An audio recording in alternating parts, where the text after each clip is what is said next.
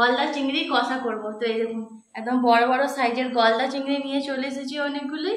তো ওই চিংড়িগুলোকে ভালো করে কেটে কিন্তু ধোয়া হয়ে গেছে। তো ওই চিংড়িগুলো কিন্তু এবার কষা করব। তো চিংড়িগুলোকে আমি সাইডে রেখে দিচ্ছি। তো দেখুন এই চিংড়ি মাছ কষার জন্য দেখুন আমি এখানে নিয়ে নিয়েছি কিন্তু একটা বড় সাইজের টমেটো নিয়েছি একটা, আর এরকম ছোটো দেবো।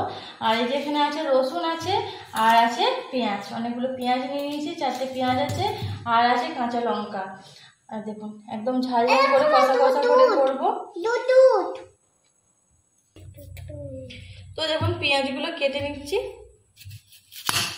তুমি কোন চিংড়ি মাছটা খাবে? সাংবিকে দেখো কোনটা, ওইটা খাবে। আর মিমিকে কোনটা দেবে? মিমিকে কোন চিংড়ি মাছটা দেব? না দেবে না একটা? না দুধ দেব মিমিকে। আচ্ছা দুধ ফুটিয়ে দেবো। আচ্ছা মিমি ছাল খোলাটা ছাড়িয়ে দিয়ে কিন্তু জলেতে আমি দিয়ে দিচ্ছি। তোমাকে মানুষ। তো বন্ধুরা এত গরম পড়েছে দেখুন, ঘেমে একদম চান হয়ে যাচ্ছি। সেখানে দেখুন টমেটো একদম কেটে নিয়েছি, দেখুন ছোটো ছোটো টমেটো কেটে নিয়েছি, কাঁচা লঙ্কাগুলোকে চিড়ে নিয়েছি, দুফালি করে মানে ভেঙে নিয়েছি। আর এখানে নিয়েছি আদা রসুন হচ্ছে থেতো করে নিয়েছি ভালো করে। আর এবার পেঁয়াজগুলো এখানে গ্রেটারে গ্রেট করে নেবো, তাতে গ্রেভিটা ভালো হবে। না তোমার হাত কেটে যাবে। তো আমি গ্রেটার দিয়ে আমি ভালো করে এখানে গ্রেট করে নেব। পারবে না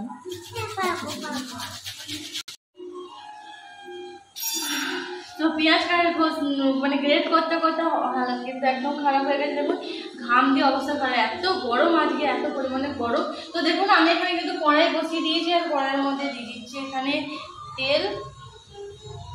চিংড়ি মাছগুলো ভাজার জন্য আমি এখানে তেল দিয়ে দিচ্ছি। আর এপাশে কিন্তু হাঁড়িতে ভাত বসানো হয়েছে, রাত্রে আজকে হবে ভাত। তো চলুন এবারে চিংড়ি মাছগুলোতে কিন্তু নুন মাখানোই আছে। তো চিংড়ি মাছগুলোতে একটু মাখিয়ে নিচ্ছি, হলুদ গুঁড়ো দিয়ে দিচ্ছি, দিয়ে চিংড়ি মাছটা ভালো করে মেখে নেবো। চিংড়ি মাছগুলো হলুদ গুঁড়ো দিয়ে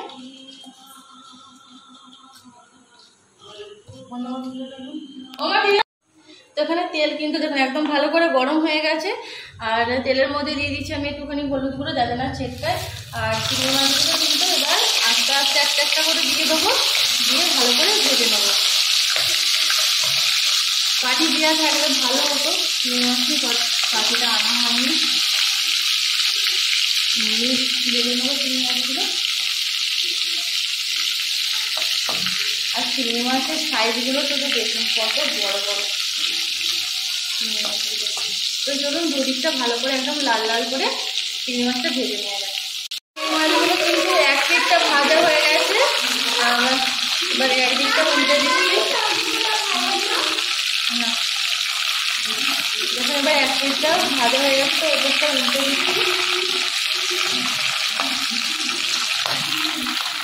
আর চিংড়ি মাছগুলো কিন্তু একদম খুব ফ্রেশ ছিল, আর ভাজার পর দেখুন আরও দারুণ লাগবে কিন্তু দেখতে।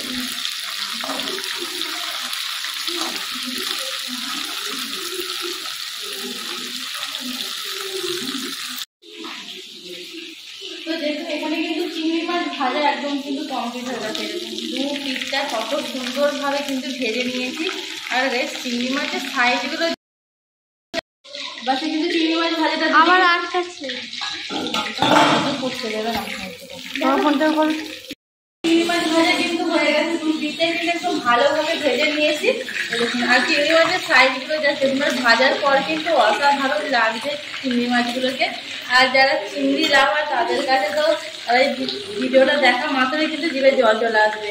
আর এত সুন্দর দেখুন, এত সুন্দর লাগছে ভাজার পর চিংড়ি মাছগুলোকে।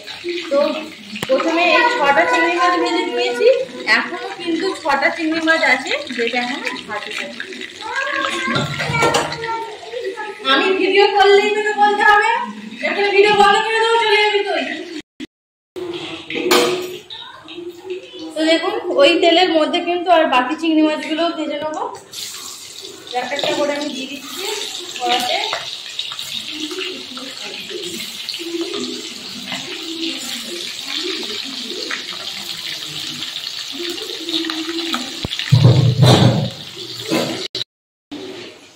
তো দেখুন এখানে সমস্ত চিংড়ি ভাজা হয়ে গেছে।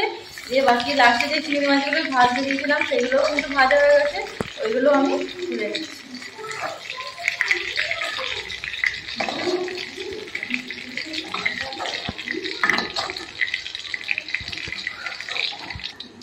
তো তারপরে ওই তেলের মধ্যে দিয়ে দিচ্ছি একটুখানি হলুদ গুঁড়ো। তো তারপরে আমি দিয়ে দিচ্ছি এখানে গ্রেট করে রাখা পেঁয়াজ। তো পেঁয়াজটা দিয়ে দিলাম, দিয়ে গ্যাসের ফ্লেমটা হাই করে দিলাম। দিয়ে এবার পেঁয়াজটা একটু লাল লাল করে ভেজে নেব।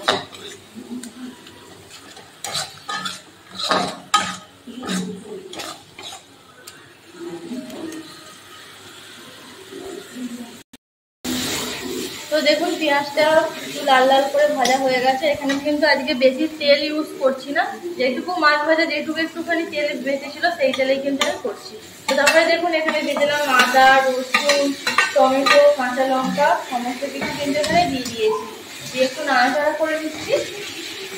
তারপরে মধ্যে দিয়ে দেবো। তো তারপরে দেখুন এর মধ্যে আমি কিন্তু দিয়ে দিচ্ছি পরিমাণ মতো লবণ, যতটা মশলা আছে সেই অনুযায়ী আমি এখানে লবণ দিয়ে দিচ্ছি। তারপরে এর মধ্যে আমি এখানে দিয়ে দিচ্ছি দেখুন হচ্ছে লঙ্কার গুঁড়ো, কাঁচা লঙ্কা দেয়া আছে, তার মধ্যে একটু লঙ্কা গুঁড়ো দিলাম, একটু স্পাইসি করব, কারণ একটু চিংড়ি মাছে একটু কষা একটু স্পাইসি না হলে ভালো লাগে না। তো তারপরে একটুখানি দিয়ে দিলাম হচ্ছে ধনে গুঁড়ো, আর তারপরে দিয়ে দিচ্ছি এখানে এক চামচ জিরে গুঁড়ো।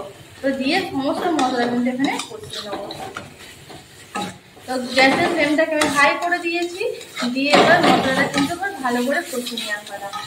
তো যেখানে টমেটোটা দেওয়ার পরে লবণটা দিয়ে দিয়েছি, সেটা টমেটোটা গলে যাবে, গলে গিয়ে পুরো মশলার সাথে একদম ভালোভাবে মিশে যাবে। তো তারপরে দেখুন এখানে আমি দিয়ে দেবো হলুদ গুঁড়ো। এখানে আমি দিয়ে দিলাম 2 চামচ মতো হলুদ গুঁড়ো। এবার মশলাটা এবার ভালো করে কষিয়ে নেব। যতক্ষণ না তেল ছাড়বে সেই তেল ছাড়া পর্যন্ত কিন্তু মশলাটা কষিয়ে নিতে হবে ভালো করে।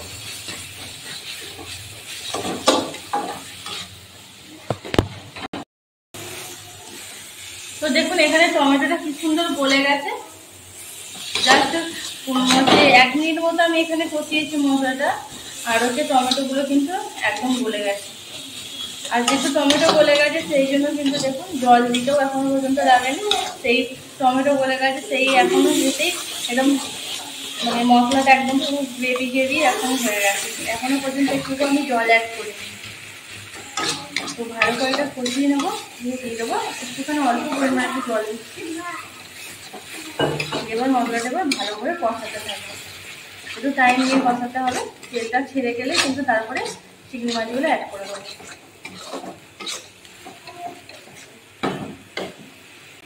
তো দেখুন মশলার মধ্যে আমি অ্যাড করছি একটু জল।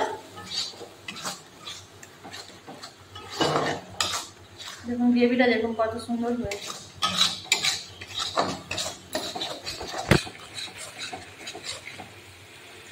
তো তারপর আমি এখানে আরো একটু জল অ্যাড করবো।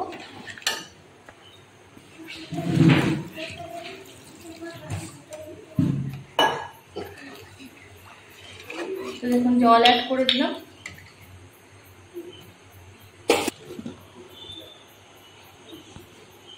তো এর মধ্যে আবার দিয়ে দেবো ভেজে রাখা চিংড়ি মাছগুলো।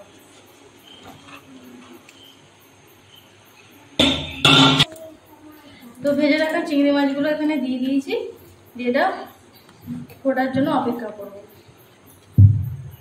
এটা ফুটে গেলে কিন্তু একদম রেডি হয়ে যাবে চিংড়ি মাছ। চিংড়ি মাছ কখন খাবো? চিংড়ি মাছ খাবে না। তো দেখুন কি সুন্দর বেশ ঝোলটা ফুটে গেছে। তো এরপরে যেটা দেবো সেটা হচ্ছে গরম মশলা। একদম অল্প একটুখানি গরম মশলা দিয়ে দিলাম। দিয়ে আর একটুখানি ফুটতে দেবো। একদম কিন্তু রেডি হয়ে গেছে। কালারটাও কত সুন্দর এসেছে, আর সেন্টও কিন্তু দারুণ বেরোচ্ছে।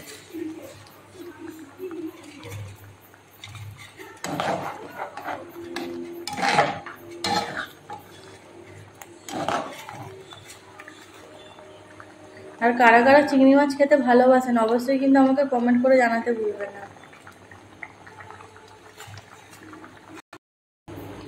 তো তরকারিটা কিন্তু এবার ঢেলে নিচ্ছে আলাদা বাটিতে।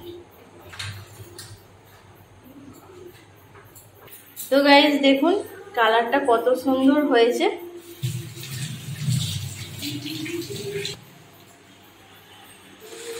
তো একদম কিন্তু পুরো রেডি হয়ে গেছে, একদম গরম গরম হচ্ছে গলদা চিংড়ি কষা।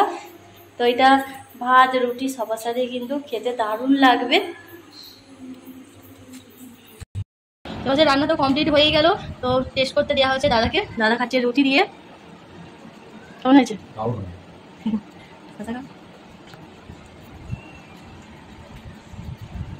ঝাল ঠিক আছে?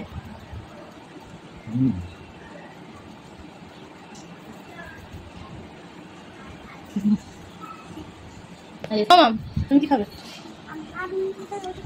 রুটি খাচ্ছ? কেমন হয়েছে? ভালো হয়েছে? সাংবি দুটো ঠিকই বেড়েছে, দুটো।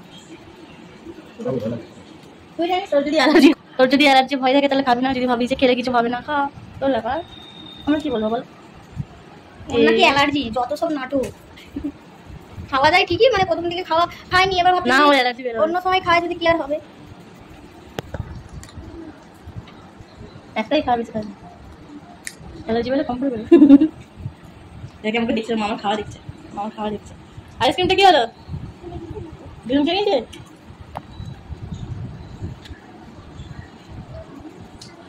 বেবি দিয়ে খাবে রুটি?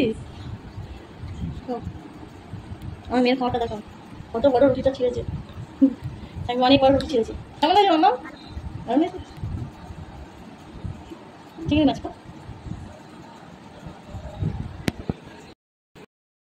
ভিডিওটা এই পর্যন্তই। যদি ভালো লেগে থাকে তো অবশ্যই একটা লাইক করে দেবেন এবং কমেন্ট করে জানাবেন আমার রান্নাটা যে কেমন লাগলো। আর অবশ্যই কিন্তু আপনারা বাড়িতে ট্রাই করবেন এরকম রেসিপি।